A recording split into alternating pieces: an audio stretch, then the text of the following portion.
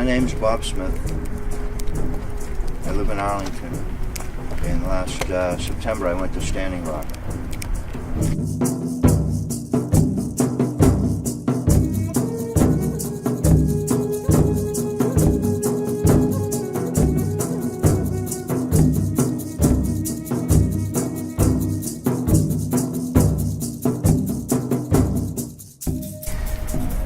I called a friend of mine who lives there. His name's Butch Thunderhawk. We met in the 90s through playing softball for the Zeitgeist Art Gallery.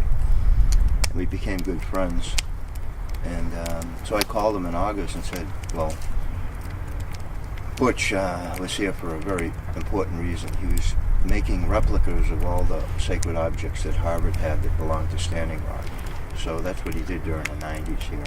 What is Standing Rock is a reservation in northern Montana, actually southern Montana, south of Bismarck. And it's on the Missouri River, and it's part of the old Great Sioux Nation. And they had 2/3 of their land diminished because of a senator from Massachusetts, Dawes. Say again? 2/3 of their land has been diminished because of Senator Dawes's, the Dawes Act, the 1800s. Oh, okay. And so Standing Rock is still a large area.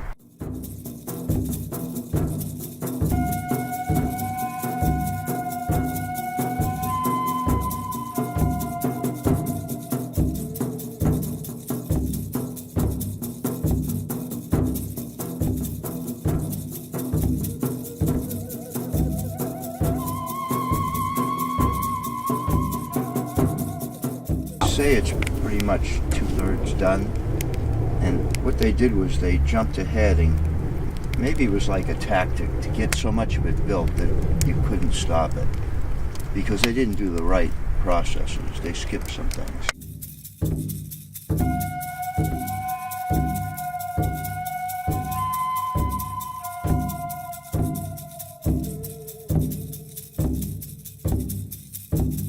What's important is people's water supplies.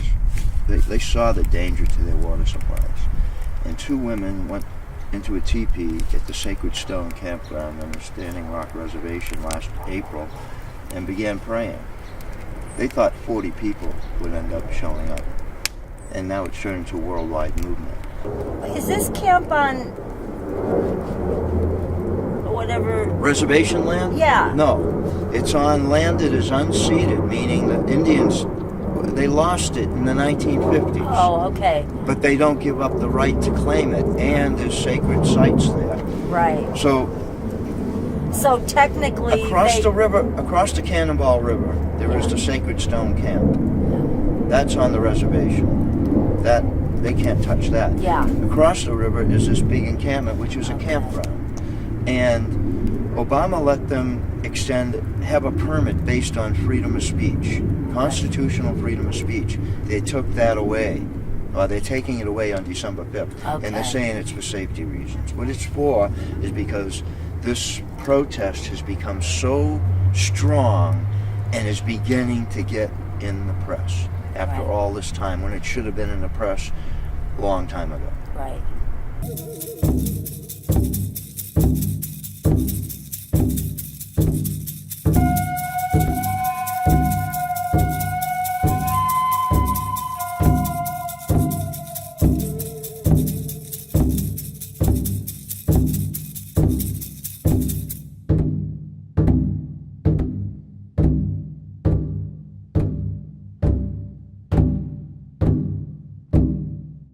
Protest began in April. So it started with 2 women who were praying in their teepee. Yeah, I think maybe some high school kids too got involved, and then the whole tribe, Standing Rock people, backed it up, and it began to grow. Is there the possibility that any of the Standing Rock tribal elders were for the pipeline? Maybe. Is there any clash within the tribe? That's what's amazing.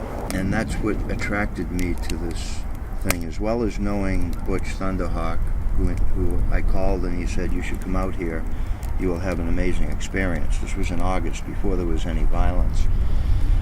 And so the thing that attracted me to it was that the whole tribe supported it, because at other times the government has been able to divide and conquer, just like it did at Wounded Knee in the 70s. Yes. And I think that's a really important Right. point, because that's what struck me. And then I decided, how am I going to do this? I'm going to take time off from work. Yeah, how long were you out there? About 10 days. 10 days. And describe being there.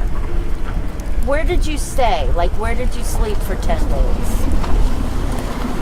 Well, I didn't know what I was getting into. In fact, just before I left, Amy Goodman from Democracy Now! Filmed dogs attacking people. That's when the first kind of real violence happened. And tell you the truth, I got cold feet, and I called Butch and I said, Butch, I hear there's a lot of roadblocks there. And he goes, Smitty, I'm from there. I was born in Cannonball. I know roads. So I said, okay, I'm coming. I'll be there next week.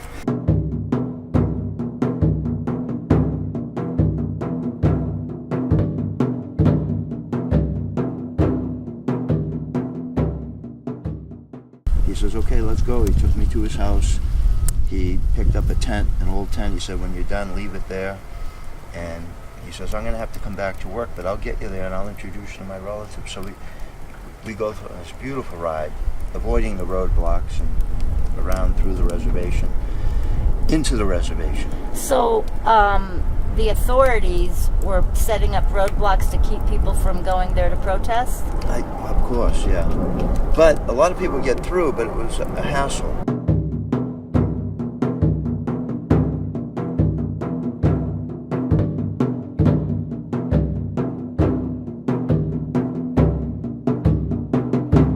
When you first get there, who's there? Who do you see? Oh, we get up to the gate, and there's an entrance, and it's beautiful. There's flags of what I was told was 300 different nations that had already been there. A week before I was there, the Crow Nation came and made peace with the Lakota for the first time ever, and that was amazing to know. And So there was a lot of natives there. oh yeah, and a lot of activity. How many, could you gauge how big of a crowd it was? No, I'm not good at that, but I was told it was thousands. Was it like an encampment? Yeah, it was a giant encampment. Okay. A lot of teepees, tents, wiki-ups, little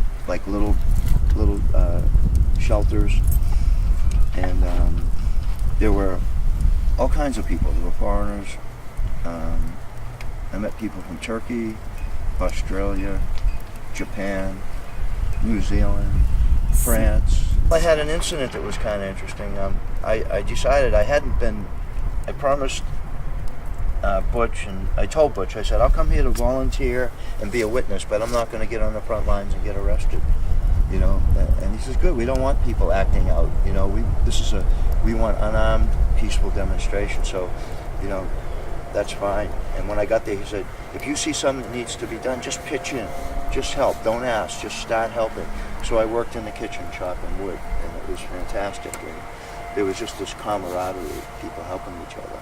There's a lot of oil pipeline fights. What's the trigger on this one for people? I think it's the unity of the tribe was one, that they reached out to the rest of the Lakota Nation, the other 6 tribes, and they came together in support of each other. Again, that was another first.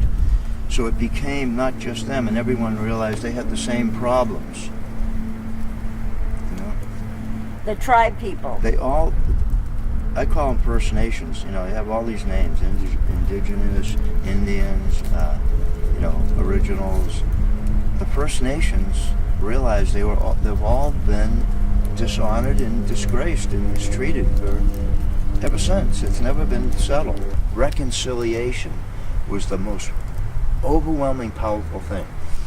And when it was brought up and talked about, I was told, we're not just reconciling with each other, Indian nations. We're reconciling with you, the Europeans that came here. And I would go around to people and say, thank you for what you're doing. They say, no, thank you. You don't have to be here. And you came. I got there a few days before a decision came down by the courts to allow it to continue or not. And in the morning, we got the report that the court went against the tribe. And there was a woman riding around on a horse. Was that federal or local? Federal. Federal. Yeah. The Army Corps of Engineers is involved, and the courts in Washington, I think it was September 9th, said they're going to let it happen. So there was a pall went over the whole community of and by then there were about 8,000 people in it there. And then a woman rode around on horseback around near us, like Paul Revere, kind of saying, you know what this means? The National Guard is coming, probably today. They're up there. What do you think? What are you going to do? And we had individual campground. Everyone had a little campfire, sort of like this, maybe to be 8 or 10 people, sometimes to be 20 people if it was a family. And she went around to the campfires telling people and asking people to think, what are you going to do? And around our campfire, we all said, they'll have to drag us out of here. We're not going to leave this campground. It was a great feeling. It was a great feeling. An hour later, all of a sudden, it went through the whole camp. They were passing out the paper. There was a legal team there, and they had, I don't know how they got it, but maybe it came from the tribe, but down the road. But we had the paper that said, Obama has stayed the decision against the court, and they're going to look further into it. And that weekend, I'd say 3,000 or 4,000 more people came, and then it felt like kind of paradise. Like, wow, this is going to go well. And people had faith in Obama and the government even, like, wow. And we can see reconciliations coming here now. That's the word to me, reconciliation. That's the thing that's most important.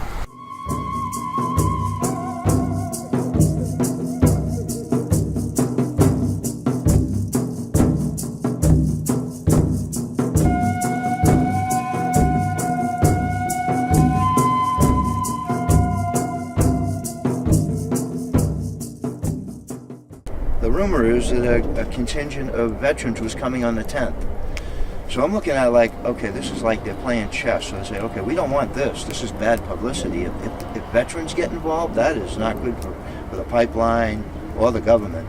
So let's kick them out on the 5th. So one of the leaders of the veterans is Gabby Gabriel, the woman from Hawaii, Democrat. Mm-hmm. She was a veteran, or she is a veteran. So she said, well, we're coming on the 4th. Checkmate on at Standing Rock, And I hope they do come. I hope they come in great numbers.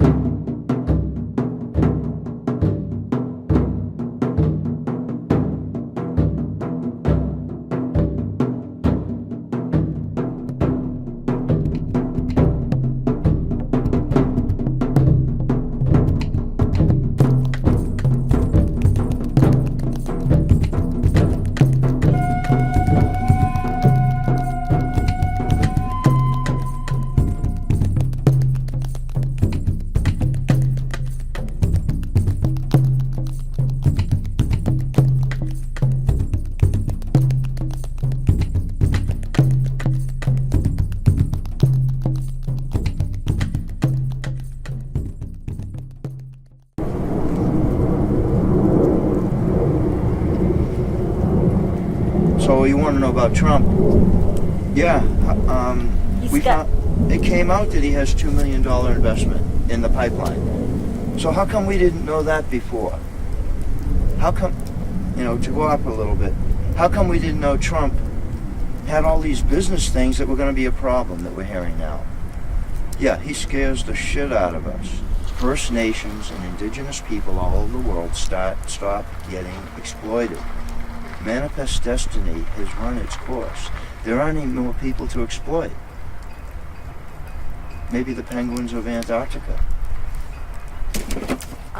Smitty, Yes. thank you. All right.